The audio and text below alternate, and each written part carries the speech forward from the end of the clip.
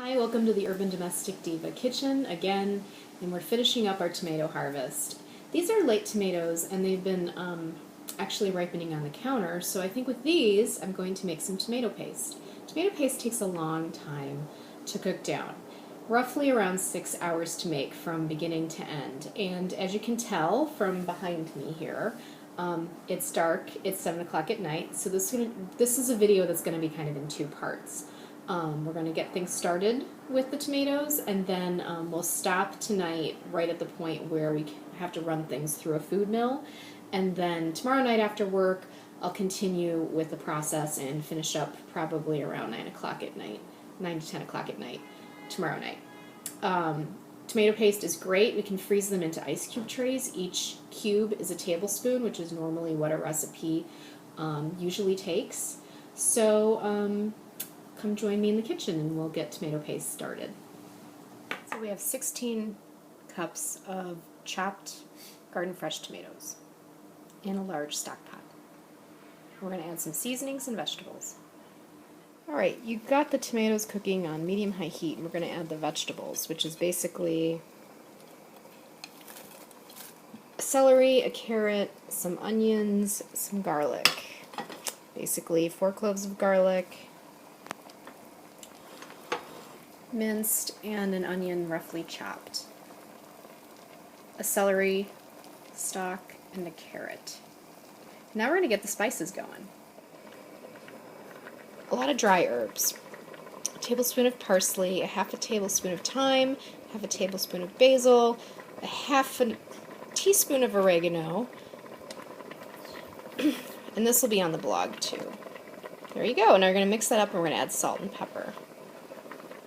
So after we put the more typical spices in, things get really interesting with a cinnamon stick, 12 whole cloves, and a bay leaf. Now we just need to get some salt and pepper in here and cook this down for about 2 hours.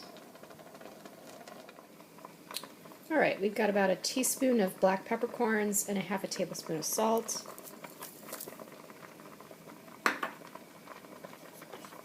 Give it a good stir. There we are. I'm going to lower the heat because we do have a bit of a rolling boil here. So I want to keep it to a nice simmer for 2 hours. It's been about 2 hours. You can see how thick it is now. So I'm going to turn off the heat and I'm going to let it cool down a little and then place it in the fridge. And like I said, we're going to finish this off tomorrow with the food mill and cooking it down some more. So see you tomorrow. A few nights later, I've reheated up where I was at, which is that first 2 hours of cooking, and excuse the messy stove. Just had dinner. So here we have a food mill, and basically what you're going to do is you're going to put the tomatoes in the food mill and mill it out into a clean bowl, and then we're going to cook it down. It's going to be a little messy. You're going to ladle up, pour it in the mill. You can smell the cloves and the cinnamon in there. I'm going to turn. And look what it does on the inside. It gets all the skins. All this stuff. I'm going to mash it really well. And all that's left is the skin. So keep going till all the tomatoes are milled through the food mill, and then we're going to cook it down some more. Okay, this is what the sauce looks like after you've milled it. Don't get a lot, but it's all good. Now we're going to cook this down. Now on medium-high heat, we're going to heat up our milled tomatoes, simmer it for approximately 2 hours, and I'll show you what that looks like. Alright, that's after 2 hours and cooled down. Pretty thick, pretty condensed. We're going to cool it off and we're going to put it in the oven tomorrow. Okay, so then the final phase of tomato paste, this is the next morning after cooking this down for 2 hours, is getting it in the oven and drying it out. So I have 2 baking sheets, and I've foil lined them because these are kind of my old beat up baking sheets. And what you're going to do is you're going to pour the paste. Well, it's It's not paste yet, but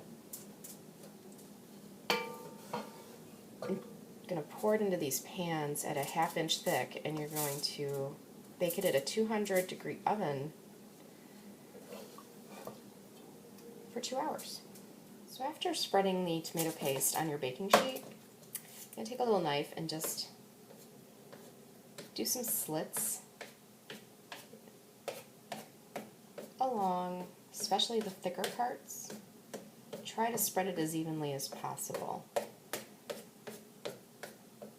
This is going to help get your hot air to penetrate and really take the moisture out.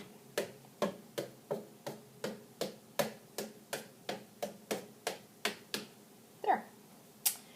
Into the oven this is going. 2 hours, 200 degrees. And we'll check it at the end. So this is after 2 hours. You can see it's really nice and thick. I'm letting it cool a little bit, and then we're going to put it in some ice cube trays for freezing. So I've been taking the paste and putting it in ice cube trays. You see how nice and thick it is. Each one of these is going to be a tablespoon.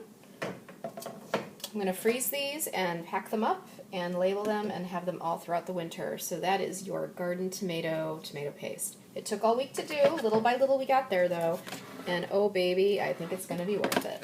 So thanks for coming into the Urban Domestic Diva Kitchen and joining us in making the long journey into tomato paste. Join us on my other videos where we're doing some other canning activities. Enjoy the rest of the late summer.